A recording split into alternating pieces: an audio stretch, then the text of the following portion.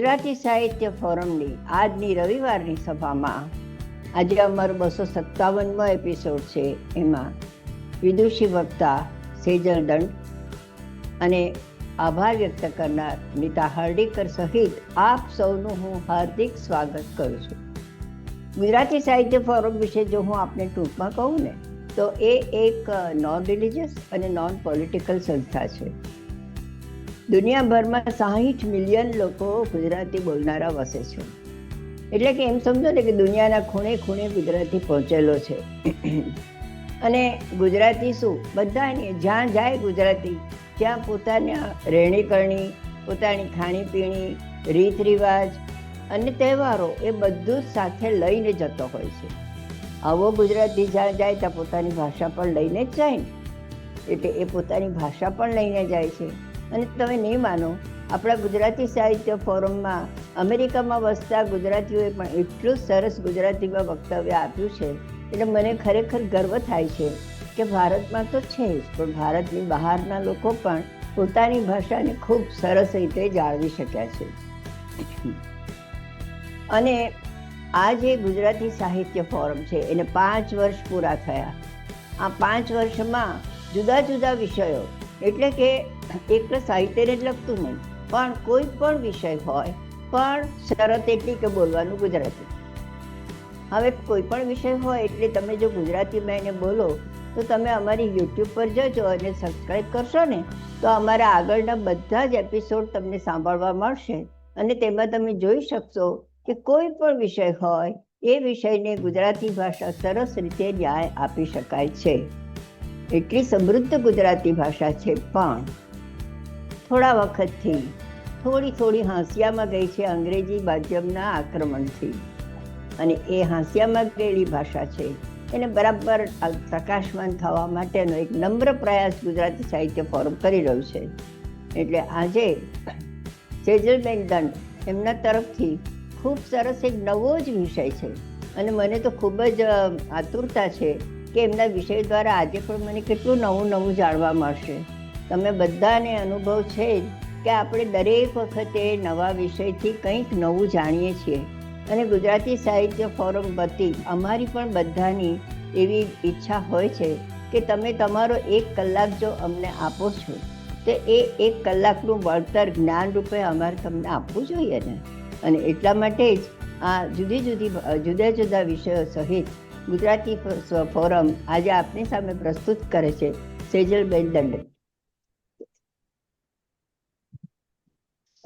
Thank you Kokilaben.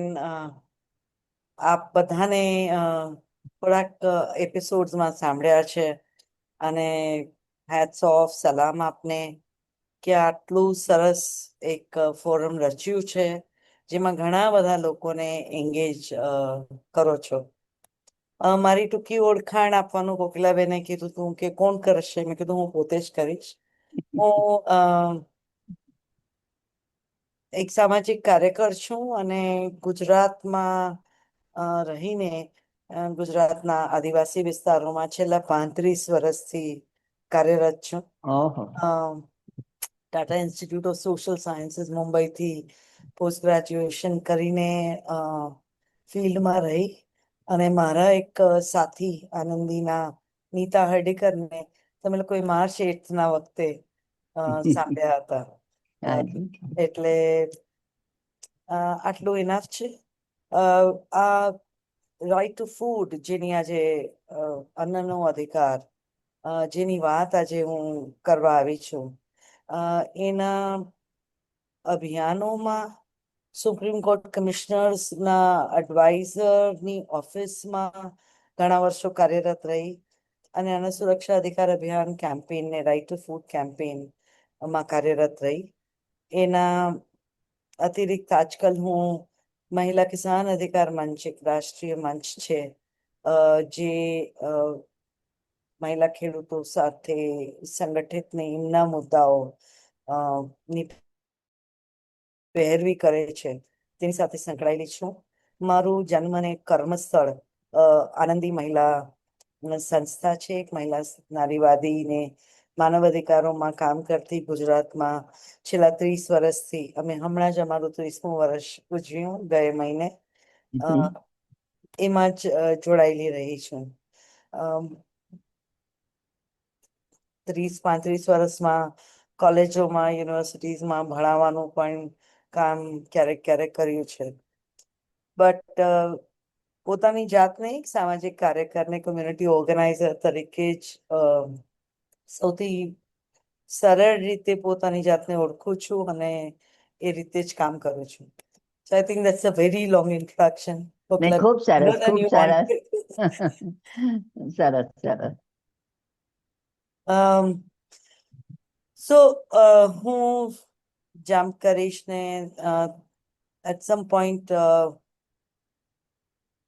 મને આપના technical સપોર્ટમાં મિત્રો પણ મદદ કરશે. I am again unable to see my screen, so I guess my PowerPoint has stopped somewhere. પણ કોકિલાબેને મને પૂછ્યું કે અન્ન સુરક્ષાનો મુદ્દો એટલે શું? શું અન્નના બગાડનો મુદ્દો? એટલે ત્યાંથી જ શરૂઆત કરીએ કે અન્ન સુરક્ષાનો મુદ્દો એ આપણે કઈ રીતે એને જોઈએ છે. હું શેર કરવાની કોશિશ કરું છું મારી slide. And I think you advised me to do a full slide view. બરાબર છે. Yeah, is this all right? બરાબર દેખાય છે સ્લાઇડ્સ? હાજી. જી. એટલે હું અન્ન સુરક્ષાની વાત બહેનોના માર્જિનાઇઝ કમ્યુનિટીઝના મહિલાઓના નજરિયાથી એટલા માટે જોઉં છું કેમ કે આખી ફૂડ સિસ્ટમ્સમાં પ્રોડક્શનથી પ્રોસેસિંગ લઈને એની પ્રેપરેશન, એની એબ્ઝોર્પ્શન અને માનવ જનનને જાતિને જન્મ આપનાર માં એ એકચ્યુઅલી એનું ફર્સ્ટ ફૂડ સોર્સ માણસનું હોય છે, બાળકનું. એટલે ટેકનિકલ ડેફિનેશનમાં જઈએ તો અન્ન સુરક્ષા કે ખાદ્ય સુરક્ષા જે FAO food and agriculture organisation જે યુએનની ઓર્ગેનાઇઝેશન છે એ જે રીતે વ્યાખ્યાનિત કરે છે કે જ્યારે બધા લોકો દરેક સમયે સક્રિય અને સ્વસ્થ જીવન માટે એમના આહારની જરૂરિયાતો અને ખોરાકની પસંદગીઓ પૂરી કરવા માટે પૂરતું સલામત પૌષ્ટિક ખોરાકની ભૌતિક અને આર્થિક પહોંચ એક્સેસ ધરાવે છે. આઈ થિંક દરેક શબ્દ આમાં અગત્યનો છે. આમાં દરેક વયમાં એ નવજાત બાળકથી લઈને વરિષ્ઠ નાગરિક દરેકનો હક બને છે. અને ફક્ત 2 રોટલો જ નહીં પણ એ આહાર એવું હોવું જોઈએ જે સક્રિય અને સ્વસ્થ જીવન માટે જે પોષણ જોઈએ અને તમને લાયક તમને તમારી સંસ્કૃતિ ને અનુકૂળ પોષણ એ પૂરતું અને સલામત. આજકાલ ઘણું બધું આપણે સાંભળીએ છીએ. એ ફક્ત ભેળસેળ વાળું નહીં બટ GMO બધા જ પ્રકારના ખાવા પર હવે પ્રશ્ન થાય છે. તો સલામતી રિયલી એનું કોન્સેપ્ટ પણ હવે આપણા માટે ખૂબ વ્યાપક બન્યો છે. ભૌતિક એટલે મારા ઘરમાં ખાવાનું હોય પણ મારું એક્સેસ ન હોય. આ ભારતની જૂની પ્રથા છે કે બહેનો છેલ્લે ખાય, વધુ ઘટ્યું ખાય. એટલે એક્સેસ એક ફક્ત ફિઝિકલ એક્સેસ ની જ વાત નથી, જે કેલામિટીઝમાં ઘણી વાર થાય હે ને, કે કોઈ પણ આપત્તિ કે સંકટ આવે ત્યારે જસ્ટ ફિઝિકલ એક્સેસ મુશ્કેલ થઈ જાય. આમાં જે એમણે શબ્દ નથી વાપર્યો અને જે અમારા માટે ક્રુશિયલ છે, જે ભારતનો કાયદો હવે માને છે, ઇઝ એક્સેસ વિથ ડિગ્નિટી. જો માન સન્માન સાથે મને ખાવાનું ન મળે તો એ ખાવાનું ભાવતું જ નથી, પચતું એ નથી, ગમતું એ નથી. એટલે સ્વમાન સૌથી અગત્યનું છે. મેસ્લોની એક જૂની એક અમેરિકન સાયકોલોજીસ્ટ છે જે સેલ્ફ એકચ્યુઅલાઇઝેશનને બહુ હાઈ ગોલ કે છે અને આ ભૌતિક વાતોને જરૂરી એ મૂળભૂત કે છે. પણ મારા અનુભવમાં ને આપણી સંસ્કૃતિમાં સમાન વગર તો ખાવાનું એ ભાવતું નથી. રાઈટ. મારા એક જૂના કમિશનર ઓફ ફૂડ એ બહુ જ ઇમ્પોર્ટન્ટ એક વાત કહે છે કે જો ફક્ત ખાદ્યની અવેલેબિલિટીની વાત કરીએ તો આ દેશમાં અને કદાચ આ વિશ્વના બધા જ દેશોમાં તમને મફતનું 3% ખાવાનું ક્યારેય મળી શકે. એ માટે કોઈએ કશું જ કરવાની જરૂર નથી. કોઈક દાખલો આપી શકે કે આ ક્યારે થઈ શકે સંભવ કે મારા કામ કર્યા વગર પણ મને 3% ખાવાનું, માથે છાપરું, ઓઢવા માટે કંબલ એ મળી શકે મફતમાં. Can anybody think of a situation કે આવું ક્યારે થઈ શકે અને દરેકને મળી શકે? એના માટે તમારે એક નાનો ગુનો કરવો અને જેલમાં ભરાઈ જવું. એટલે સમાન સિવાય એક જે બીજી બહુ જ અગત્યની વાત છે એ ફ્રીડમ અને ચોઈસ.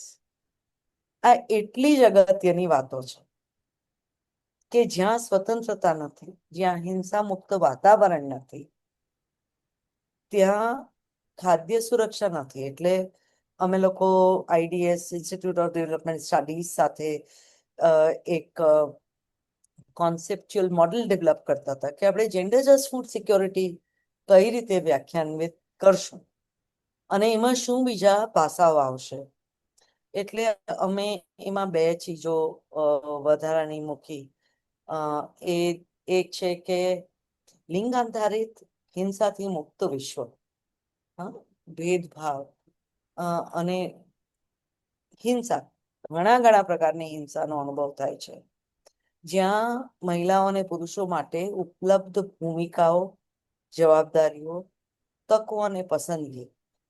અને એમાં સૌથી મોટું જે એક આજકાલ ખૂબ મોટું ચર્ચા વિશ્વભરમાં થાય છે અને ક્યારેક આઈ એમ શ્યોર વિભૂતિ જેવા જોડાય છે તો એક વાતો કરશે આપણી સાથે કે કેર બર્ડન જેને કહીએ છીએ કે જે ઘર કામમાં આપણે જસ્ટ એને એઝ ઇફ ઘરકામ એટલે શું, પણ એ જે ઘરકામ છે એમાં કેટલી બધી શક્તિ, કળા અને સ્કિલ ત્રણેય જાય છે. અને આ બધું અવેતનીય કામ એ પણ ઘરોમાં સરખી રીતે, એટલે ઘરમાં, વિશ્વમાં, સમાજમાં એ પણ બહેનોના જ માથે વધારે પડે છે. એ ઘર સંભાળનું કામ હોય, બાળ સંભાળનું કામ હોય, કોઈ વૃદ્ધનું હોય કે કોઈ માંદગી નો વ્યક્તિ હોય, there is a disproportionate burden જે બહેનો આમાં કરે છે. એટલે જ્યાં વ્યક્તિગત ક્ષમતાઓ અને આકાંક્ષાઓ દરેક વ્યક્તિ એને એવી તકો મળે ગ્રોથની. એટલે growth, so V expanded this. અને અમે આ એક્સપેન્ડ કરવામાં આજ એક સમાજ બાંધતા હતા. એટલે આ ફ્રેમવર્કના મુખ્ય શું પાસાઓ છે કે આ ફક્ત ફૂડ અવેલેબિલિટી પ્રોડક્શન પર નથી થમતું. અમે માનીએ છીએ કે there is enough food for everybody in the world. આપણે જે રીતે પ્રોડ્યુસ કરીએ છીએ અને ઘર ઘરમાં, કમ્યુનિટી કમ્યુનિટીમાં, રાજ્યમાં જેમ ભાષા 7 કિલોમીટર પર કે 12 કિલોમીટર પર બદલાય, પણ થાળીને ફૂડની પસંદગી તો વ્યક્તિ વ્યક્તિની અને સમય સમયની બદલાય છે. અને એટલા માટે just availability is not adequate.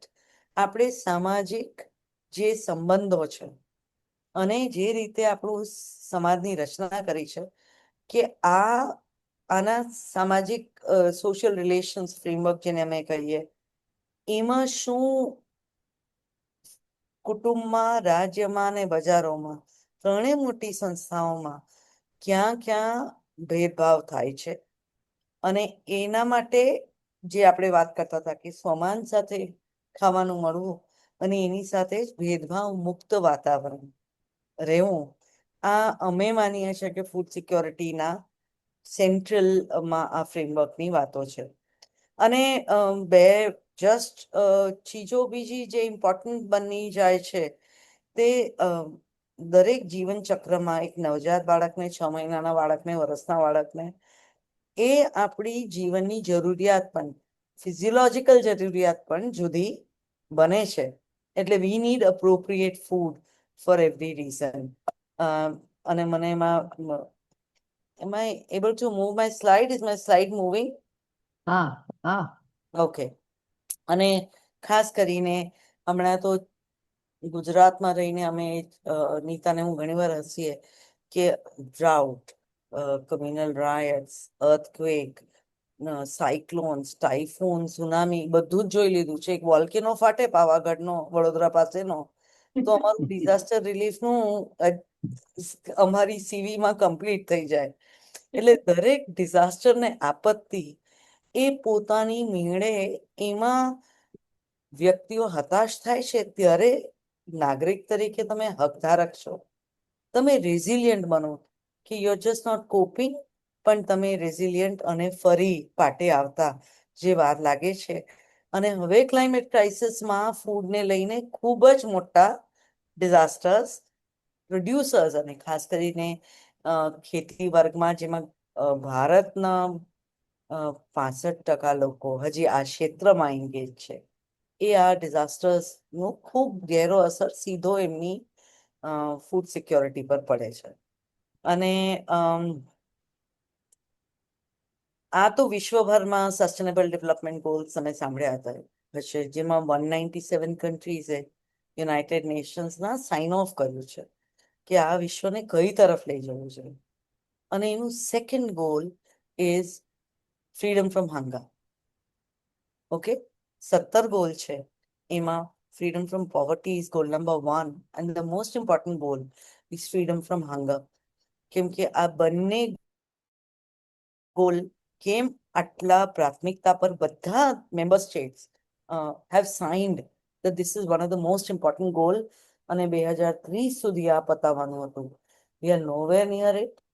અને અત્યારે આજે તમે મેપ સામે જુઓ છો, એ હંગર મેપ જુઓ છો. આજે પણ 2 billion people out of 7 billion in this world are living in hunger. Additionally, 2 billion people are chronically malnourished. મારા માટે કુપોષણ હંગર જ છે.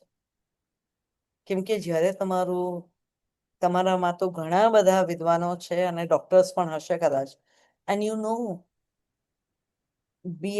તમારું BMI ઓછું હોય, તમે અંડરવેટ હો, કે જેને આપણે બહુ ઇઝીલી સમજીએ છીએ કુપોષણ એટલે એનિમિયા, હે ને? હા હા, બરાબર. અનિમિયા doesn't sim like a disease, પણ જ્યારે ભારતની 58% બહેનો, એટલે અડધાથી વધારે બહેનો અનિમિક હોય, એનો અર્થ શું? અનિમિયા થાય એટલે if my hemoglobin is 8 or 9, 6, 7 is dangerous, 9 is dangerous, 11 is bad, 13 is a number that we should be aiming to reach. અને અમે જ્યાં કામ કરીએ છીએ, જે આદિવાસી વિસ્તારોમાં, ગ્રામીણ વિસ્તારોમાં, ત્યાં તો 58% તો એવરેજ ઇન્ડિયાનો છે. ત્યાં તો ધ ટકાવારી is going to 75% women are anemic. તમે ક્રોનિકલી ટાયર્ડ ફીલ કરો, તમારી શક્તિ ઓછી બને, તમે એક બાળક જો કુપોષિત હોય તો એનું અટેન્શન સ્પેન નથી, અને એ કોન્સન્ટ્રેટ કરી નથી શકતા. એનું મેન્ટલ અને ફિઝિકલ ગ્રોથ જે નેચરલી થવું જોઈએ, એની ક્ષમતા ને એના DNA પ્રમાણે એને રૂંધાય છે. So it's really actually physically તમારું કોઈ ગળું ઘોટે છે દર સમયે. અને હું આ એટલા માટે કહું છું કેમ કે આને આપણે ડિઝીઝ કે રોગ કે ચિંતા નથી વ્યક્ત કરતા. 144 million children are undernourished. એટલે it's not just a statistic. આ ખાલી એક આંકડો નથી. એટલે દુનિયાભરમાં જો બધા પાસે there is enough food in this world, the problem is really access and inequality in access. અને એટલે આ પ્રશ્ન બહુ જ મોટા પાયાનો છે. હું એક જ બીજો આંકડો તમને બતાડીશ, અને આ છે કેમ કે બાળકો કુપોષિત હોય તો કોઈ પરિવાર એવું નથી, માં બાપ દાદા દાદી કાકા કાકી, જે બાળકને ભૂખ્યા સુવા દે, હે ને? અને એ પ્રાણી ના જીવનમાં કે મનુષ્યના જીવનમાં, હે ને, you would say children will have the first priority. આપણા ઘરમાં હે ને, the children will eat first and eat enough and eat the best. આટલું તો એક માનવીય ડીએનએ છે. અને આઈ થિંક એ પરિવારની ટ્રેડિંગ કોઈને ના કરો. એટલે જ્યારે બાળક કુપોષિત હોય એ ચિહ્ન બની જાય છે કે ધ મેલેસ ઇઝ મચ ડીપર. બરાબર. એક બાળક પોતે આધારિત છે એની માતા પર. માતા કુપોષિત હશે તો બાળક કુપોષિત જન્મ લેશે. અને એ કુપોષણ હટાવવાનું કામ જો પહેલા 1000 દિવસમાં નહીં થાય તો એ લાંબુ જીવનભર એ ચાલશે. એનો અર્થ છે કે બાળક will not, you mentally, a person grows the most in a lifetime in the first 5 years. પહેલા 1000 દિવસનું આટલું બધું મહત્વ કેમ છે? ઓનલી બ્રેસ્ટ ફીડિંગ કરવું, ક્લીન ફૂડ, રિપીટેડ ફૂડ, ને એક બાળકને જમાડવું ઇઝ લાઈક અ ચેલેન્જ દર 2-3 કલાકે. પણ એ કેમ કે the most growth in a human beings life એ હેપન્સ કે પહેલા 5 વર્ષમાં તમારી જેટલી બુદ્ધિનો વિકાસ અને માનસિક ને શારીરિક વિકાસ જે ઝડપે થાય છે એ પછી જિંદગીમાં ક્યારેય થતો નથી. એટલે તમે ત્યારે જ્યારે કુપોષિત હો, હું અહીંયા ગુજરાતના જ આંકડા તમને બતાડું મોટું કરીને. સ્ટન્ટિંગ એટલે શું? ટેકનિકલી સ્ટન્ટિંગ એટલે કે તમારું ક્રોનિક મેલન્યુટ્રિશન થાય ત્યારે તમે ટૂંકી હાઈટના થાવ. Now, ટૂંકી height by itself is not a problem, but stunting is a measure of chronic malnutrition. એટલે એ અર્થ જો ગુજરાતનો તમે આંકડો જુઓ, અને હું તમને ફરક બતાડું છું. 5 વર્ષ આ છેલ્લા આંકડા છે, national family health survey, government of ઇન્ડિયાના આંકડા છે. એટલે સરકારને પણ દેખાય છે. અને તમે જોશો કે ગુજરાતમાં સ્ટન્ટિંગ 39% of children. What does it tell us? આપણે જે ભાવિ પેઢી પર આધાર રાખીએ છીએ એ પેઢીનું ગ્રોથ જ તમે સૌથી પીક પીરિયડમાં એને સ્ટન્ટ કરી કાઢ્યું છે. એ બાળકને મોકો જ નથી મળ્યો કે એ એના માનસિક અને શારીરિક પૂરો વિકાસ થઈ શકે. આ ફિગર shocks me કેમ કે we are one of the most prosperous economies as a રાજ્ય. હમણાં નહીં, છેલ્લા 100 વર્ષમાં જે પણ સ્થિતિના મેપ દોરો તો ગુજરાત હેઝ બીન પ્રોસ્પરસ. અને આપણે બધા એના સિમ્બલ્સ છીએ, હે ને? પણ આપણા જ પ્રદેશના લોકો જ્યાં આપણે મોટા થયા એ આજની તારીખે almost 40% children do not have an equal chance. Okay, એટલે ઇન્ફન્ટ મોર્ટાલિટીમાં ઘટાડો થયો છે. ઓકે, બટ ઇન્ફન્ટ મોર્ટાલિટીમાં ઘટાડો it's steel not at the level of even Tamil Nadu or Himachal Pradesh, forget Kerala, જેના તો સ્કેન્ડિનેવિયા જેવા આંકડા છે. પણ આ મને લાગે છે કે it is the more silent killer. જ્યારે કોઈનું મોકો રૂંધાઈ જાય અને નથિંગ ટુ ડુ વિથ ધેમસેલ્સ. 5 વર્ષના બાળક માટે તો કમ્પ્લીટલી રિલાયન્ટ આપણે ગણીએ. હું આંકડા એટલા માટે કહું છું કે લોકોને આ નથી માનવામાં આવતું કે ગુજરાતમાં ગરીબી કે ભૂખમરો ક્યાં છે,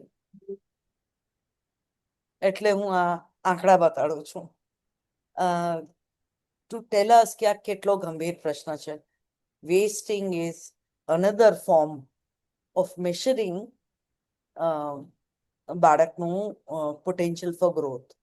આના ટેકનિકલ ડેફિનેશન્સમાં હું નથી પડતી, they very easily found. Underweight, because આપણે બધાએ બાળકો મોટા કર્યા છે અને નાના પહેલા 5 વર્ષ આપણે બધાએ મોનિટર કર્યું છે કે મારું બાળક is growing healthily or not. Every time we have gone and measured the child's height, weight, every month, every 2 months, every then a year સુધી, whether you want to a private clinic or a public clinic. એટલે આપણે આ બધા પણ આનાથી familiar છો કે આ technology is not new. It's over 50 years, 60 years, 80 years old, even in India.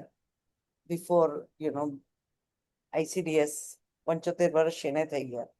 એટલે 25% બાળકો આ વેસ્ટેડ, અંડરવેટ બાળકો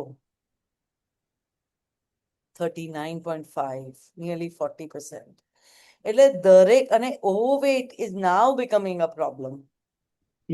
A very small problem, much larger in America. પણ એ એટલા માટે થાય છે કેમ કે આપણે ફૂડની ક્વોલિટી શું ખાઈએ છીએ, આપણે એક્સ્ટ્રા પ્રોસેસ્ડ ફૂડ ખાઈએ છીએ, એની વોર્નિંગ લેબલ્સ નથી, એટલે એ જે સેડેન્ટરી લાઈફસ્ટાઈલ કરતા પણ એક્સ્ટ્રા પ્રોસેસ્ડ ફૂડ જે આપણા ખોરાકમાં ને બાળકોના ખોરાકમાં આવ્યું છે, એટલે અર્બન સ્લમ્સમાં આ પ્રોબ્લેમ દેખાય છે. સો what we say, but it's still very small. એટલે when nutrition we talk about in Indian context, we should understand this is about underweight, malnutrition, stunting, wasting. એ પ્રશ્ન આપણા માટે હજી બહુ મોટો છે. ઓવરવેટનો પ્રશ્ન છે પણ બહુ જ નાનો છે, હજી 1-2% સુધી છે. એટલે જસ્ટ ટુ સે કે બધા દેશોએ કમિટ કર્યું છે કે આપણી ટાર્ગેટ શું છે. એટલે આ કઈ મારું ટાર્ગેટ નથી, આ તો દુનિયાભરે એક્સેપ્ટ કરેલા બધા દેશોનું ટાર્ગેટ છે. અને જો બધાનો હોય તો પછી મારો અને તમારો પણ હોવો જોઈએ. How are we recognising hunger and what are we doing, આપણે જ્યાં છીએ, to end it. Am I now got another 15 minutes? How much time do I have? ઘણો છે તો ટાઈમ છે તમને. So I wanted to go to other 15 things. Minute છે. એટલે I will just 15 minutes છે ને, I just will take 5 minutes to quickly run through it. એટલે I've spent a lot of time in defining the problem, અને આ પ્રોબ્લેમને deal કરવા માટે ભારત દેશમાં એક સૌથી લાંબુ, દુનિયાભરમાં the longest mandamus case, a historical case which is quoted across the world, is the right to food case. કેમ કે 17 વર્ષે ચાલ્યો સુપ્રીમ કોર્ટમાં, અને સુપ્રીમ કોર્ટે એના કી ઇશ્યુઝ કર્યા કે આ ખાવાનું એ એક નાગરિકનું, બીકોઝ ઇટ મેક્સ યુ મજબૂર ને. આપણે 4 ટક ભૂખા રહીએ છીએ તો આપણને ખબર છે કેટલા ઇરિટેટ થઈએ છે, પણ એ વલ્નરેબિલિટી જે આવે ભૂખથી, તમને કેવા કામ કરવા પડે, તમે કેવી હિંસાને ભોગવો, એ બધા જ are really to do with the food not being recognized as a fundamental right. અને એના માટે ફૂડ માટે employment also needs to be adequate, wages need to be adequate. અને આ જે એટલા જ આ કેસમાં જોડાયેલા 2001 થી આ કેસ ચાલેલો, અને અન્ન સુરક્ષા અધિકાર અભિયાન ત્યારે જ આવ્યું, અને ત્યારે હંગર ડેથ્સ થઈ હતી રાજસ્થાનમાં, એટલે કેસ ગયેલો. પછી અમારા જેવા બધા અમારા વિસ્તારમાં જોવા માંડ્યા કે આ સ્થિતિ શું છે હંગરની, અને સમજવા મળ્યા. અને ત્યારે MS સ્વામીનાથન બહુ જ વરિષ્ઠ ગ્રીન રેવોલ્યુશનના ગુજરાત ઇન્ડિયાના, જેણે ઇન્ડિયાને ફૂડ સેલ્ફ સફિશિયન્સી સુધી લાવ્યા, એ એક સાયન્ટિસ્ટ, એમણે પેલું ફૂડ સિક્યોરિટી ઇન્ડિયા ખાય. એટલે we are working in rural areas. અમે ઘણા બધા પ્રશ્નો પર કામ કરીએ છીએ, પણ આ કેમ સેન્ટ્રલ પ્રશ્ન આપણા માટે બન્યો નથી, અમારા મનમાં પણ એ વિચાર આવવા માંડ્યો. પણ આમાં જ્યારે હક બને છે એટલે ફૂડ કેનોટ બી અ ચેરિટી. દરેક નાગરિકને, અમારા ત્યાં લીલાબેન નાયક કે કે હું જો સવારે 5 વાગે ઉઠીને રાતના 11 વાગ્યા સુધી મારા પગે ઊભી હોઉં, ખાટલે બપોરે 2 કલાક ના સૂતી હોઉં, અને મારા હાથ પગ કોન્સ્ટન્ટલી ચાલતા હોય બેન, તો મને કેમ પૂરતું ખાવાનું મળતું નથી. અને આ લીલાબેન નાયકની વાત દરેક ગ્રામીણ મહિલાની વાત છે. એટલે obviously the problem is not with you, the problem is with the system. કે આટલું કામ કર્યા પછી પણ જો મને એટલું પૂરતું વેતન ન મળે કે મારી ફૂડની એક્સેસ બને, તો there is a systemic problem on food. હું આ વખતે એટલે આ બધું જ રાઈટ ટુ ફૂડમાં આવ્યું, પણ આ લડાઈ લડતા લડતા અમે મધ્યાહન ભોજન બાળકો માટે સિક્યોર કરાવ્યું.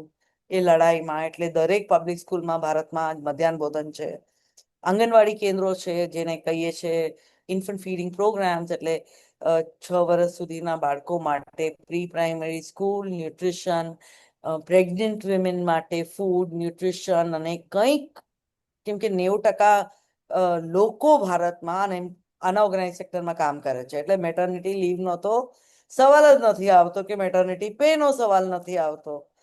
એટલે કોઈક વ્યવસ્થા તો કરવી પડે ને, કામ તો કરે છે, અનઓર્ગેનાઇઝ સેક્ટરમાં છે. એટલે સરકારનું minimum recognition of some maternity leave, કે એને તરત ડિલિવરી કરીને બીજે દિવસે ઉઠીને જવું પડે નહીં. અને આટલું મોટું કુપોષણનું કારણ પણ છે કે મહિલાઓ અને પ્રેગ્નન્ટ મહિલાઓ કુપોષિત છે, યુવતીઓ કુપોષિત છે, પ્રેગ્નન્ટ મહિલાઓ કુપોષિત છે, એટલે બાળક કુપોષિત જન્મે છે. આ એક નેચરલ પ્રોગ્રેશન છે ભારતનું. એટલે એના એ ફિલ્મની વાત કરશું ત્યારે, પણ અમે આ નેશનલ ફૂડ સિક્યોરિટી એક્ટ ભારતનો એક, જેણે રાઇટ ટુ ફૂડને રેકગ્નાઇઝ કર્યું, લાઈફ સાયકલ અપ્રોચમાં રેકગ્નાઇઝ કર્યું, કે બાળક નવજાત બાળકને મધરનું breast feeding is the only food, so then we have to secure the mother's nutrition so that the child will get. એટલે બાળકને પોષણ મળે તો મધરને પોષણ અને રેસ્ટ મળવું જરૂરી છે. એટલે એણે યુનિવર્સલ મેટર્નિટી એન્ટાઇટલમેન્ટથી લઈને આંગણવાડી કેન્દ્રોમાં બાળકોને ખાવાનું, મધ્યાહન ભોજન સ્કૂલમાં, જો સરકારી સ્કૂલમાં હો 8 ધોરણ સુધી હો તો તમને એક ખાવાનું મળે. અને કેટલું ઇમ્પોર્ટન્ટ છે, કેમ કે બાળકો ભૂખે આવે છે સ્કૂલમાં, અને ભૂખે પેટે કેવી રીતના તમે કોન્સન્ટ્રેટ કરી શકો. So this became a very important thing. Right to education પણ આવ્યું. એટલે because we have a mid day meal school, આજે અમારું એનરોલમેન્ટ ઓલમોસ્ટ ડબલ થઈ ગયું છે. બધા બાળકો સ્કૂલ તો આવે છે, અને ઘણા બધા એવા આવ્યા, પણ આ કાયદાની છે 75% ગ્રામીણ લોકોને 5 કિલો અનાજ આજે મળે છે, 50% શહેરી લોકોને. અમારો તો પ્રોબ્લેમ જ છે આ, કે યુનિવર્સલાઇઝ કરી દે તો 25% તો એવા હતા જ કે જેને જરૂર નથી નહીં લે. પણ આ લીકેજ અને કરપ્શન બંધ થશે યુનિવર્સલ એક્સેસ હોય તો કોઈ પણ વસ્તુનું. અને આમાં પહેલી વાર જિંદગીમાં ભારત દેશમાં આ કાયદાની છે, મહિલા was recognise as head of household, એટલે એટલીસ્ટ રાશન કાર્ડ એને નામે નીકળે છે. નહીં તો કોઈ સરકારી ડોક્યુમેન્ટમાં એ બેનનું નામ જ ના હોય. ગામમાં ફલાણાની બહુ ને ફલાણાની માં, એમ એની ઓળખાણ જિંદગીભર રહી જાય છે. એટલે એના નામે head of the household recognising her important contribution to food આ કાયદામાં આવ્યું. અને આની વાત થઈ ગઈ, એટલે દરેક ચીજમાં આ આવ્યું. આ કાયદાને અમલીકરણ માટે અન્ન સુરક્ષા અધિકાર અભિયાન ઊભું થયું. અમે ઘણા બધા સ્વૈચ્છિક સંસ્થાઓ, કેમ્પેન્સ, સામાજિક કાર્યકરો, સંગઠનો આમાં જોડાયેલા છીએ, કે આ કાયદાનું, કેમ કે ભારત દેશમાં કાયદાઓની કમી નથી, ખૂબ સુંદર કાયદાઓ છે, સંવિધાન આપણું એટલું સુંદર છે, પણ એની અમલીકરણમાં જે મોટો ગેપ પડે છે, એને કરવા માટે નાગરિકોનું સંગઠિત થવું, સરકારને જવાબદાર બનાવવા, જવાબદેહીતા લેવી, આ બહુ જ ઇમ્પોર્ટન્ટ રોલ બને છે. અને એના માટેની કે આ રોલ કેવી રીતના લડે છે, એક રિસન્ટ ફિલ્મ અમારા એરિયાની છે, આ તો એક પ્રતીક રૂપે છે, પણ આપને આપ દેખાય કે કેવી રીતના લોકો નીચેથી લડીને જે સંગઠન લડ્યું છે તે આ કાયદા માટે પણ લડ્યું છે. Rinkiben, I can stop sharing and I will request you to share the film, please. Sure.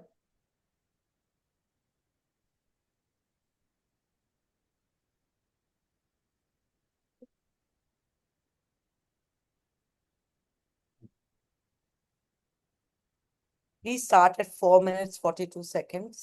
આ 14 મિનિટની ફિલ્મ છે, પણ આપણે 4 જ મિનિટ જોઈશું આજે. anandi-india.org ના સાઇટ પર બધી આ ગ્રામીણ બહેનોની ફિલ્મો છે, તમારે ક્યારેક આખી જોવી હોય તો. કોઈને મારપીટ ના હતા, કોઈને આરોગ્ય ના હતા, કોઈને ઘરમાં 2 ટકના રોટલા ફાંપા પડતા હતા, પછી કોઈ બેનને સતત જે ડાકણ કરીને હેરાન કરવામાં આવે છે, એને ઘણા બધા જુદી જુદા પ્રશ્ન હતા મારે. તો પછી મેં કીધું કે એટલા પ્રશ્ન બધા છે તો આપણા વિસ્તારની અંદર તો આપણે જ્યાં સુધી આપણી દુઃખની વાત સાથે મળીને ના કરશું ત્યાં સુધી ગામનો વિસ્તાર તો આવો જ રહેશે. આરોગ્યની વાત છે, આજીવિકાની વાત છે, ગામમાં મંજૂરી નથી મળતી એની પણ વાત હોય, અને બહેનો પર જ્યારે હિંસા થતી હોય આ પણ વાત કરી શકતેલા. અને એવા બધા મંડળો ભેગા કરી અને પટ્ટી પ્રમાણે દરેક ઝુમખાના અને પટ્ટી પ્રમાણેના બહેનો જે જોડાયેલા હતા એમણે વિચાર કર્યો કે આપણે બધા બહેનો તાલુકામાં નથી જઈ શકતા, કે બધા બહેનો આપણે જિલ્લામાં નથી જઈ શકતા. તો એક દરેક બહેનોથીને એક વિચાર એવો કર્યો કે આપણે એક સંગઠન બનાવીએ, કે આપણે દેવગઢ બારિયા તાલુકામાં જ કામ રહીએ છીએ અને આજુબાજુના જ વિસ્તારના બહેનો છે, ત્યારે અમને એવું લાગ્યું કે દેવગઢ બારિયામાં દેવગઢ મહિલા સંગઠન નામ આપીએ અને એ નામથી જ આપણું સંગઠન ઉભું. માટે આપણે ખાસ આજે જન સુનવાઈ રાખી છે. અનસુરક્ષા માટે લડેશું, પૂરો જથ્થો લડેશું. અનસુરક્ષાનો મુદ્દો કે એ સરકારે અમને 10 કિલોની માંગણી કરી હતી વ્યક્તિવારની, પણ અત્યારે 5 કિલો અમને અનાજ મળે છે. એ અનાજનો પણ અમને જે મસ્ત કાયદો બનાવ્યો છે કે 5 કિલો જો 5 લોકો હશે તો ઘરમાં હવામાન અનાજ આવશે તો લોકોને ઘરમાંથી થોડું મળશે અને પેલું એટલે એમની જીવન સારી રીતે જીવશે. પણ અહીંયા તો કંઈ જુદું થાય એટલે જ્યારે અમે એમના કર્મચારીઓને કહીએ છીએ, પછી દુકાનવાળાને કહીએ ત્યારે એમ કહેશે કે અમારે ઉપરથી જથ્થો ઓછો આવે છે અને અમે કેવી રીતે પૂરો પાડીએ. એટલે અમારા મનમાં એવું થાય કે આ બધું થાય કેમ. અમે અનાજ લેવા જઈએ છીએ ત્યારે અમને એમ કહે છે કે હું લેવા જઈએ ત્યારે મને કહે હું ખાઈ જાઉં, હું ગળી જાઉં. તો પછી મારે એને તો કેવી રીતે લેવા જવાનું? હું 12 મહિનાનું નથી લાવતી. અધમણા લે અને 150 રૂપિયા લઈ લે. 1 કિલો સૂકા મરસા લે ને 5 સૂકા લે, અધમણ ઘઉં ને 150 રૂપિયા લે ને ધક્કા ખવડાવે. જે આલે આવ્યું હોય એને હાલવા પડે ને પૂરું અનાજ. છેડતું અમારું કોઈ ઓછું નહીં આવતું હોય. અમારે વધુ નથી જોઈતું, જે સરકાર આલે છે તો આલું પડે ને. જો એનું ચોખ્ખે ચોખ્ખો કાયદો બન્યો હોય તો લોકોને તો મળવું જ જોઈએ. તો અમારે ખૂબ બહેનોએ લડે છે ત્યારે એ વસ્તુ લે છે. રોજીરોટી દરમિયાન અમારા પીડીએસની ફરિયાદો લોકોના બહુ પ્રશ્ન હતા.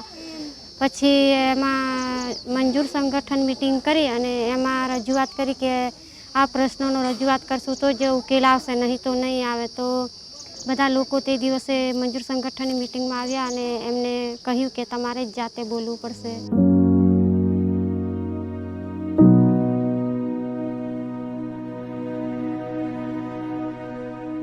અનાજ આલવાનું હોય તો મેં કીધું તમારી કેટલી આવી. અને આજ પછી જો આ શબ્દો કાઢ્યો નહીં આલું એમ કીધું ને એટલે અમે પાછી હું આ સાહેબને પાછી અરજી કરવા નહીં. વખત મને 5 લીટર ઘાતે લાલું 10 લખેલું તરત આવેલી.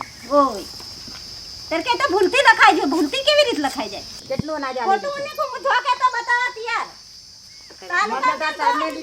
એ બધા લોકોને આજે અત્યારે અહીંયા લઈને આવી છું અને દુકાન બંધ હતી પણ અમે આવ્યા એટલે દુકાન ખુલ્લી અને પછી ત્યાં ઘરે જઈને મોબાઈલ નંબર માંગ્યો હતો કે મોબાઈલ નંબર નથી ને દુકાનદાર તો બીમાર છે એવું કીધું. પછી અહીંયા આવીને દુકાન ખોલી અને અનાજ આપે છે.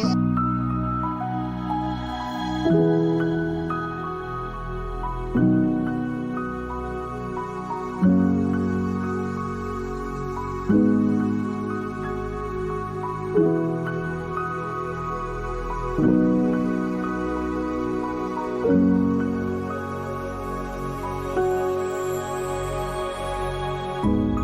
પણ ન્યાય મળવો જોઈએ, બહેનોના અધિકારના જે મળવા પાત્ર છે એ પણ મળવું જોઈએ, અને ખોટું કરવું નહીં, ખોટું થવા દેવું નહીં, શાંતિ અને સલામતી જાળવવી, આવા સિદ્ધાંતોને લઈને જ અમે સંગઠન બનાવ્યું. મુદ્દા મુદ્દાની ચર્ચા કરીએ છીએ, બાળ લગ્નની કરીએ છીએ, વૃદ્ધ પેન્શનની, વિધવા સહાયની, અન્ન સુરક્ષાની, પાણીની, આવાસની, શિક્ષણની વગેરેની અમે અહીંયા વાત થાય છે. જેમ લોકોના મુદ્દા નીકળે ત્યારે એ વાત નીકળે.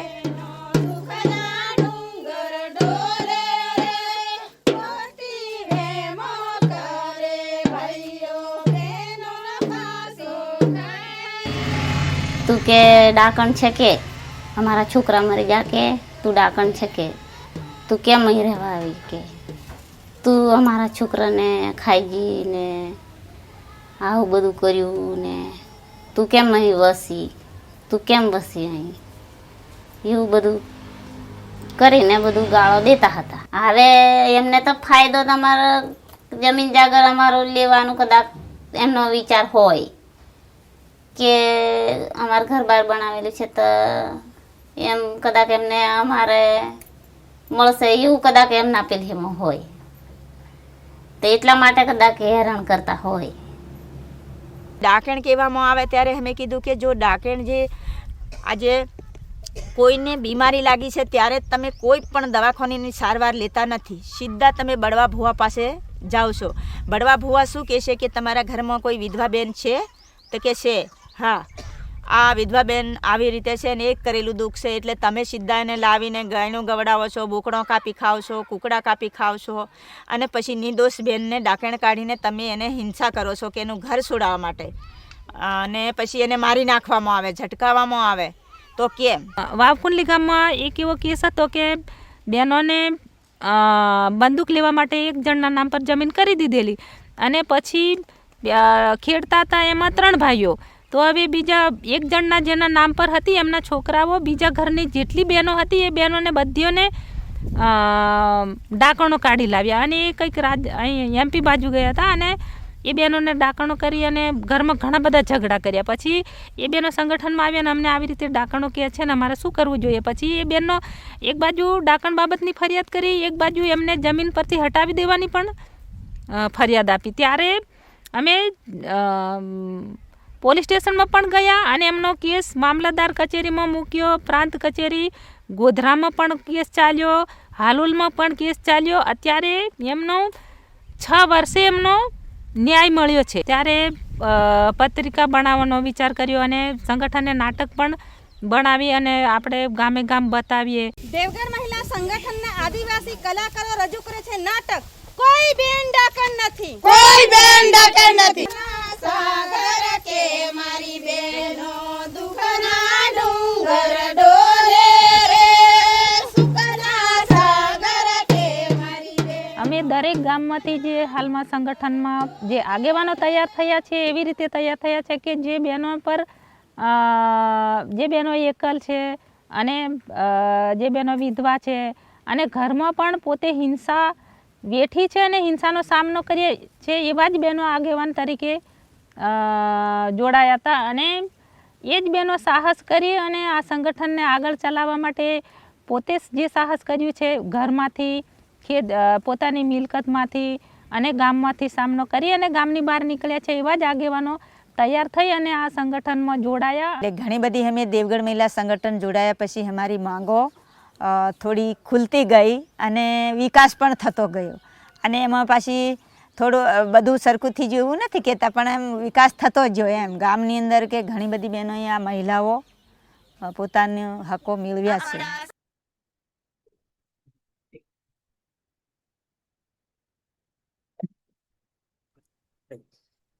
Thank you રિંકીબેન.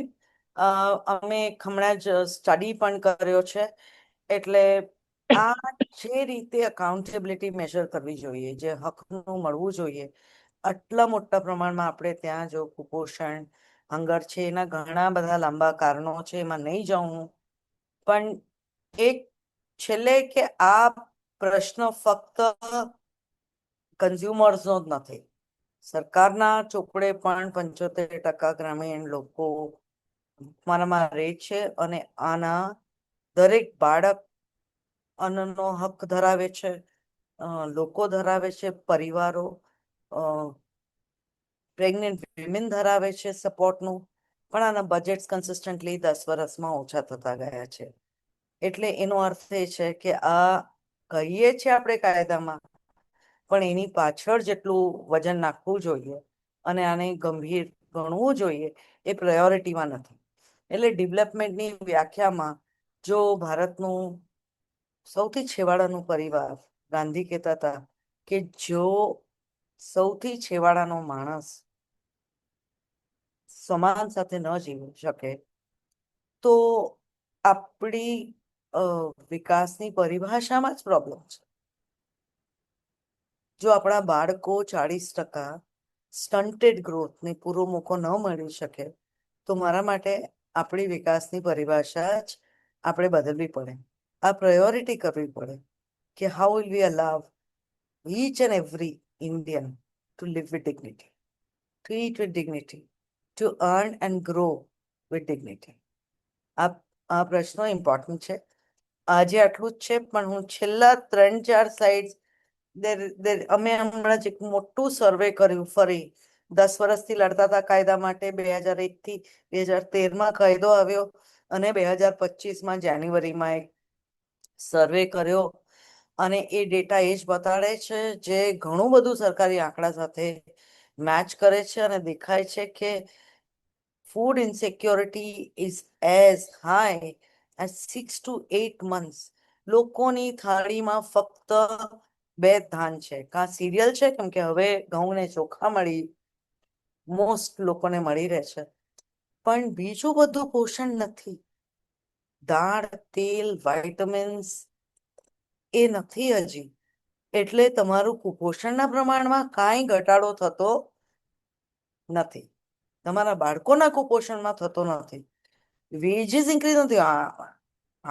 India is many મિલિયોનેર્સ and બિલિયોનેર્સ, પણ આપણી ઇનઇક્વાલિટી કોએફિશિયન્ટ સૌથી વધી ગઈ છે. એટલે જે લિવિંગ વેજીસ જે 90% લોકો અનઓર્ગેનાઇઝ સેક્ટરમાં છે, 80% લોકો are earning less than $2 a day. જે ઇન્ડિયામાં પણ આજે $140 દાળનો ભાવ છે. તમને કેવી રીતના પોસાય? એટલે આઈ થિંક એક ભારત જે આપણે જોઈએ છે ને એ ખોટું નથી. હું એમાં જીવું છું. We have fancy cars, cheaper mobiles, faster. હું આજે આવી વડોદરાથી એક એક્સપ્રેસવે થી આવી, બીજો એક એક્સપ્રેસવે, એની વન, અને હવે એક સુપર એક્સપ્રેસવે અને બુલેટ ટ્રેન આવવાની છે. But this is not going to solve the problem for the majority of the people. અને મારા માટે એક પણ માણસ ભૂખ્યું સૂકતું હોય તો એ આપણી પહેલી પ્રાયોરિટી હોવી જોઈએ. હું લાસ્ટ 2 સ્લાઇડ્સ તમને ખાલી મહિલા કિસાન અધિકાર મંચના બતાડી દઉં, કેમ કે કિસાન આવે એટલે આપણા મનમાં kisan is always a person who is back. કેવી રીતના જાઉં હું? Okay, I have to escape and I have to go back. એટલે ખેડૂતની વાત કરીએ ને તો એક મૂંછાળો માણસ પાઘડી વાળો દેખાય, પણ ખેતીના જેટલા કામ છે 70% કામ એ બહેનો કરી રહ્યા છે. 70%ની ખેતી, અને ભારત દેશમાં 85% લોકોની ખેતી 1 હેક્ટરથી ઓછી છે, એટલે કે 2.5 એકર. અમે જ્યાં કામ કરીએ છીએ ત્યાં તો 2 વીઘાય નથી. એટલે 1 એકરથી ઓછી ખેતીવાળા ખેડૂતો આ દેશમાં 85% છે. એટલે યુરોપ વાળાને, અમેરિકા વાળાને તો સમજાશે જ નહીં. દેર આઈડિયા ઓફ સ્મોલ ખેડૂત ઇઝ 100 એકર, અને એ ખેતી બહેનો સંભાળે છે. 85% ખેડૂતો, અને ખેતીનું દરેક કામ આજે એ બહેનો કરે છે. પણ આપણે એને ખેડૂત નથી ગણતા. કેમ? કેમ કે એને નામે જમીન નથી. આપણા પોલિસીમાં છે પણ આપણા વર્તનમાં નથી. એટલે એને ખેડૂત જ નથી ગણતા. એટલે એની ક્યાંય અવાજ, એની પ્રાયોરિટીઝ, એની કિસાનીનું જ્ઞાન, એની પદ્ધતિઓ હવે ધીરે ધીરે આટલા વર્ષો પછી આવ્યા પાછા કે આ safe food, agro ecological food, organic practices, millets, આ બધાની ચર્ચા જે ચાલે છે કે what is healthy food, what is safe food, what is actually nutritious food, હવે એ ફરી એ કિસ્સાની તરફ જઈ રહ્યા છે. પણ એમને આપણે હજી ટેકો આપતા નથી એ ઉત્પાદન કરવા માટે. એટલે મને તો લાગે કે ટેકો જ નહીં પણ એની જ્ઞાનની કિંમત ઇનફ નથી, એટલે પોલિસીમાં એનો અવાજ ખેડૂતોનો નથી. અને ઓલિવર ડી શૂટરને મળવાનું પણ થયું છે લાઈફમાં. યુએનના ખૂબ વરિષ્ઠ રેપોર્ટિયર છે on the right to food. બધા દેશો સાંભળે છે અને કહે છે કે જ્યાર સુધી બહેનોને સશક્ત નહીં કરીએ, this is the simplest way to reduce hunger and malnutrition. There are very intrinsic ways with organizing, જેની તમને નાની ઝલક અમે બતાડી. I will stop here and I would like to thank all my colleagues from the Right to Food and Mahila Kisan Adhikar Manch અને સુરક્ષા અધિકાર અભિયાન ગુજરાત, જેનું એક બહુ નાનું નિમિત્ત હું આજે બની આ પ્રશ્નની વાત કરવામાં.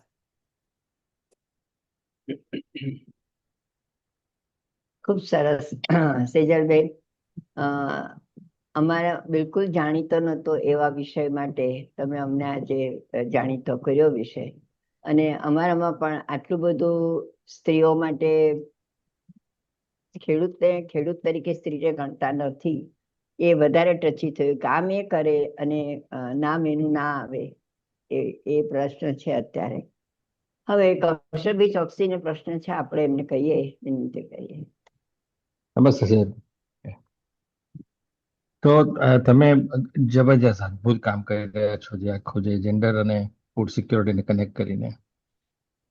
અને તમે જે સમૃદ્ધ રાજ્ય ગુજરાતની વાત કરી, જે સ્ટેટિસ્ટિક્સ આપી, હું તમને સૌથી સમૃદ્ધ દેશની વાત કરી શકું અમેરિકામાં, રાઈટ? તો અમારી બી અહીંયા ફૂડ ડેઝર્ટ છે, ઇવન અર્બન એરિયામાં, રાઈટ? ફૂડ બેંક આપણે ગણીએ તો લગભગ 53 million people are registered in food banks. During COVID, 13 billion meals were served yearly. Food bank. And the food security is a motor issue even America.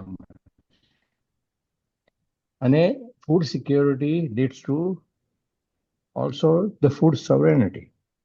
કે ઘણા બધા region જે છે એ ડિપેન્ડ થઈ જાય છે. આજે ગ્લોબલ ફૂડ ઇન્ડેક્સ કહ્યું 113 કન્ટ્રી આજે ડિપેન્ડન્ટ છે ઇમ્પોર્ટેડ ફૂડમાં. આજે યુક્રેનની અંદર વોર થાય તો આખા યુરોપને પ્રોબ્લેમ થઈ જાય. એટલે somebody said કે food hunger is not only a food problem, it is a logistic problem also.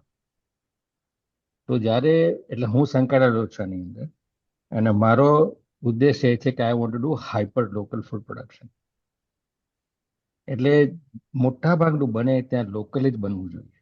અને મારો રેફરન્સ બધો અમેરિકામાં છે અત્યારે, રાઈટ? અને એમાં 2-3 વસ્તુ થઈ શકે છે કે અને હું ઇન્ડોર ફાર્મિંગ અને રીજનરેટિવ ફાર્મિંગ, કે જેવું તમે ઇન્ડોર ફાર્મિંગ કરો એટલે તમે ન્યુટ્રિશન પર ફોકસ કરી શકો, નહીં કે પેસ્ટિસાઇડ ને ઇન્સેક્ટિસાઇડ. અને રીજનરેટિવ ફાર્મિંગ આપણે ભલે આપણે વાત કરીએ વેસ્ટર્નની રીતે, પણ એ તો આપણું મેઇન છે. આપણું ઇન્ડિયા આવેલું છે regenerative farming, if you go to the basics. So મારો પ્રશ્ન એ છે કે જેવું તમે ફૂડ સિક્યોરિટી છોડો એની સાથે, અને આમાં શું છે, મેં અમેરિકામાં એટલા માટે કરેલું છે ફોકસ, કે જે અમેરિકા કરે છે આખું વર્લ્ડ ફોલો કરે છે. અમે જો અલ્ટ્રા પ્રોસેસ ફૂડ પર જઈએ જેટલું વધારે, એટલું આખું આજે ઓબેસિટી તમે સ્ટાર્ટ કરી ને ઇન્ડિયામાં થોડી, એ મેકડોનાલ્ડ તમને બનાવી દેશે કમ્પ્લીટલી ઓબેઝ અમારી જમીન, નહીં? એટલે તે મૂળથી અહીંથી સ્ટાર્ટ કરવા જેવું છે અમારે, કે અમે અહીંથી જો સ્ટાર્ટ કરીએ nutritious food, nutrition density food, but without pesticide, without insecticide ને, અને પછી અમે લોકો ઓર્ગેનિક કેરેટ બનાવીએ છીએ કેલિફોર્નિયામાં અને સાઉથ કેરેલામાંથી રિકોલ કરીએ છીએ. એટલે એક ટ્રાન્સપોર્ટ માટે બી કેમિકલ વાપરવા પડે છે કે એને ડિલે કરી શકીએ, રાઈટ? એટલે તે બધા એસડીજીના ગોલ્સ છે, બધા અમને અહીંયા અમેરિકામાં બી લાગુ પડી રહે.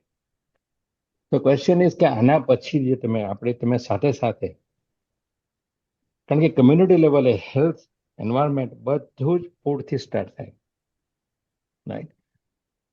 તો ઇન્ડિયામાં મેં નથી કર્યું, બહુ મને ખ્યાલ બી નથી. અને ઘણીવાર મને એવું લાગે કે ઇન્ડિયામાં ઘણા બધા MBA હોય છે, બધું આવડતું હોય છે, એટલે હું બહુ જલ્દી વાત ના કરું.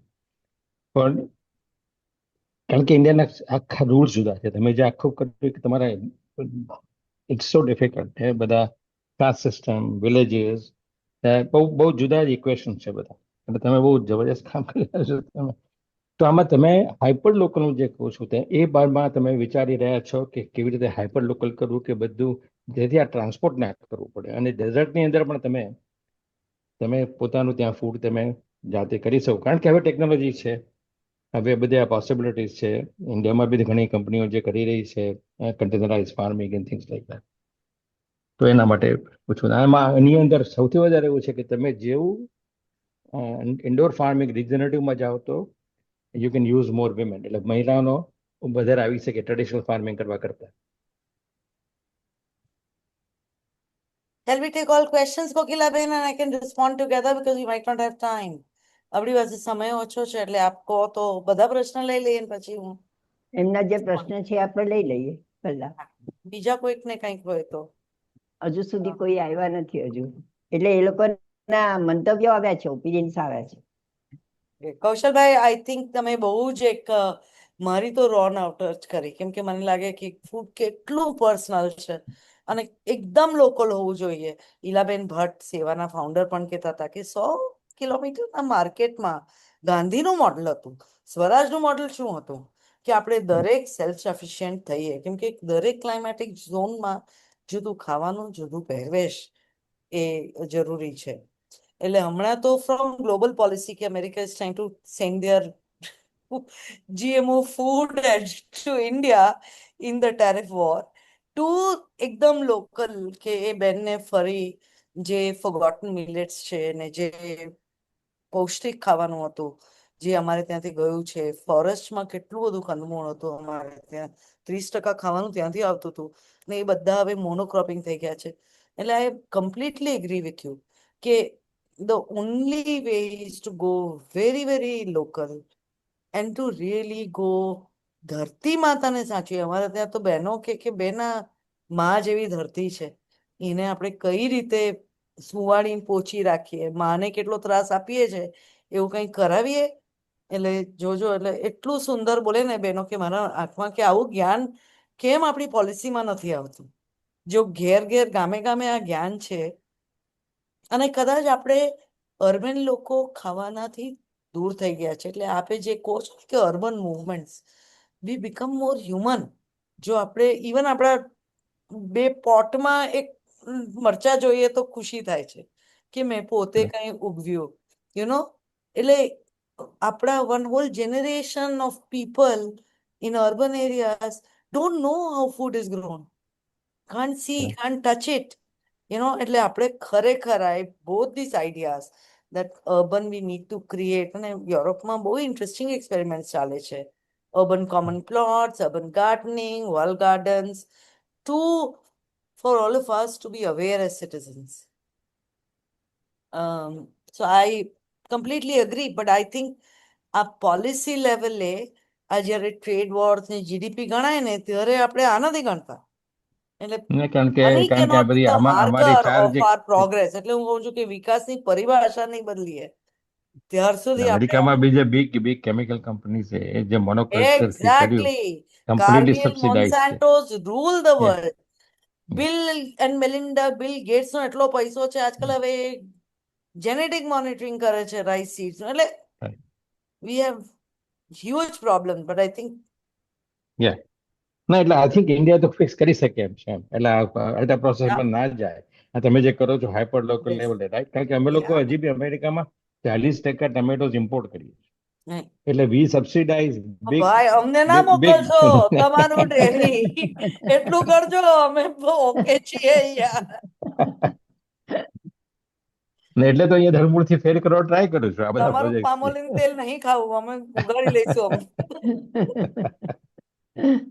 Okay, thank you. હવે યુકે થી ક્ષમા પૂછે છે કે આ જે સ્ત્રીઓ જે કામ કરે છે ને ખેડૂત તરીકે, એ પોતાના માટે જ કરે છે કે એમનો જે સ્ટફ હોય બહાર વેચે છે બી ખરા?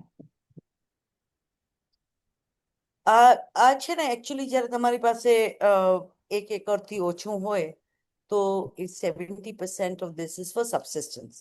એ લગભગ જો તમને 4 થી 6 મહિનાનું ખાવાનું આપે. અને ઇફ યુ ગેટ વોટર, કેમ કે આપણે તો ડ્રાઉટ પ્રોન રીજન છીએ, એટલે પાણીની આપણે મૂન પર પહોંચી જઈશું પણ ઘેર ઘેર નળ નથી ને પાણી નથી. અમારે ત્યાં અમે એવી વ્યવસ્થા અને ટેકનોલોજી નથી લાવી શક્યા, એટલે we not able to grow. એટલે ઓલ્ટરનેટિવ્સ ગોતે છે લોકો, how do we do drip, water conservation કેવી રીતના કરીએ. શુગર કેન કચ્છમાં ઉગે છે આજકાલ, આટલું વોટર ઇન્ટેન્સિવ ક્રોપ છે ને તમે તો બધા ગુજરાતના છો એટલે જાણો છો કે કચ્છ કેવો રણનો પ્રદેશ છે. એટલે તમે ત્યાં શેરડી ઉગાડવાનો કઈ અર્થ થાય? એટલે આ જે બહેનો ઉગાડે છે પોતાના માટે, કોઈક એક પ્રશ્ન પૂછ્યો છે, પોપ્યુલેશન એક્સપ્લોઝન પ્રોબ્લેમ છે ના, કન્ઝમ્પશન ઓવર કન્ઝમ્પશન પ્રોબ્લેમ છે. હું યુએસમાં જાઉં મારો જીવ વળે, કેટલું ખાવાનું બિંદાસ ફેંકે લોકો. અને આપણી સંસ્કૃતિમાં જ નથી, એટલે આપણી તો સભ્યતામાં નથી. એટલે નાના બાળકો, મારે તો કઝિન્સને વળવું પડે કે ભાઈ થાળી નહીં ફિનિશ થાય ને જશે ફ્રીજમાં, બીજી વાર એ નહીં ખવાશે ને ત્યાર સુધી લોકો હવે આવવાનું ડરે છે મારે ઘેર. તો હું નહીં અલાઉ કરું. This is how I have grown up and we will not allow. એટલે over consumption is a problem, inequality is a problem. Why is population a problem? How can human beings be a problem? We are producing enough for the whole in the world, but we don't have. Why do we have hunger of 2 billion people? જ્યારે enough છે ખાવાનું, દુનિયા produce કરે છે, તો problem બીજે ક્યાંક છે. ફૂડ મેનેજમેન્ટ નથી બરાબર. ફૂડ મેનેજમેન્ટ અને પાવર, કે કોને શું પોસાય છે. કોણ 56 ભોગ પોસાય છે ને કોઈને કેમ 2 ટકનો રોટલો નથી પોસાતો, એ પ્રોબ્લેમ કેમ નથી ગણતા આપણે? રાઈટ, ખૂબ સરસ. એ જે પૂછ્યું છે ને, એક ક્ષમાએ જ પૂછ્યું છે યુકે વાળા બેને, is population explosion an elephant in a room. I don't think so. These are my personal views because I think કોઈક એક વ્યક્તિ 100 કિલોનો બગાડ કરતો હોય ને બીજા 100 લોકો જમતા હોય 1 કિલો, તો who is a problem?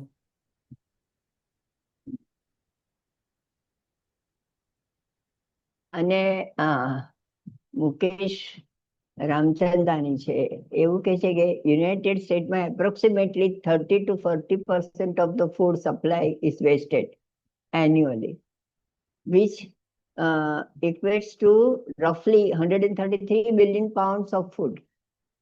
This wasted food has an, એટલે આપણે અહીંયા શું થાય છે કે ફૂડ હોય પણ અમુક અમુક એવી સંસ્થાઓ છે, આપણે સદવિચાર છે ને અહીંયા બરોડામાં, એ લોકો પણ તમે જે કહ્યું ને એ ખોરાક સમાન બેર નથી અપાતો.